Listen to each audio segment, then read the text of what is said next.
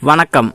சென்னை திருவொற்றியூர் எர்ணாவூர் பகுதியில் ஜெய்ஹிந்த் நகரில் அமைந்துள்ள ஸ்ரீ நாராயண குருதேவ மந்திரம் கோவிலில் புத்தாண்டு விழா நடைபெற்றது. எம்.ஜி. புஷ்பன் துணைத் தலைவர், கே. ஆறுமுகம் செயலாளர், தண்டலம் தங்கப்பன், அம்மா சோப்பு எம்.டி. ஆகியோரின் தலைமையில் இந்நிகழ்ச்சி நடைபெற்றது. இதில் புத்தாண்டு விழா சிறப்பு நிகழ்ச்சியாக யோகா ஆசிரியை திருமதி டி. ரம்யா அவர்கள் ஆரோக்கியத்திற்கு வழிவகுக்கும் யோகாசனம் குறித்து விளக்கம் அளித்து பேசி பார்வையாளர்களோடு உரையாடினார்.